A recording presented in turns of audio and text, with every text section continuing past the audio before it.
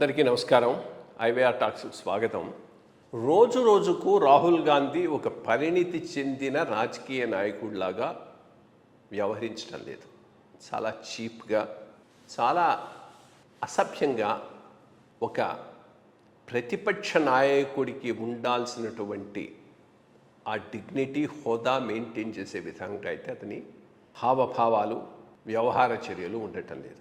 ఈ మధ్య వచ్చిన కామెడీ సీన్ లాగానే చేశాడు. ఎవరినో ఒకడిని స్టేజ్ మీదకి పిలిచి వాడేమో మెలోనీ మీద ఏదో కామెంట్ చేయటం, ఇటలీ మీద చేసినప్పుడు ఏం చేయాలి? ఒక రెస్పాన్సిబుల్ లీడర్గా వాడిని కట్ చేయాలి. కట్ చేసి నో, ఇది కరెక్ట్ కాదు, ఈ రకంగా మనం ఇక్కడ మాట్లాడకూడదని నేను చెప్పుండాలి. చెప్పకుండా దానిని సాగదీసి తను కూడా ఏదో చిన్న కామెంట్ చేశాడు. అంత మరీ డ్యామేజింగ్ కాకపోయినా ఆ trend.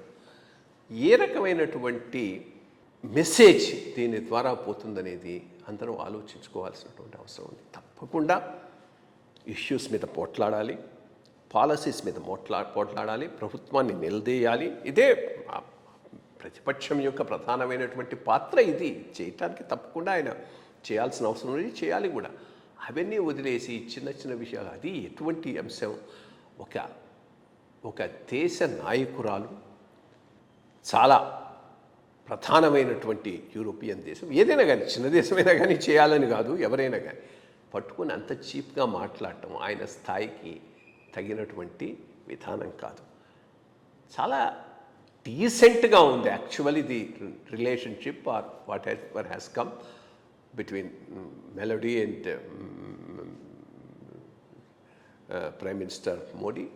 Human, I mean lighter విన్లో ఉన్నటువంటి ఆ మూమెంట్స్ను ఈ రకంగా వక్రీకరించి మాట్లాడటం అనేది ప్రతిపక్ష నాయకుడిగా తగినటువంటి అంశం కాదని నేను అనుకుంటున్నాను.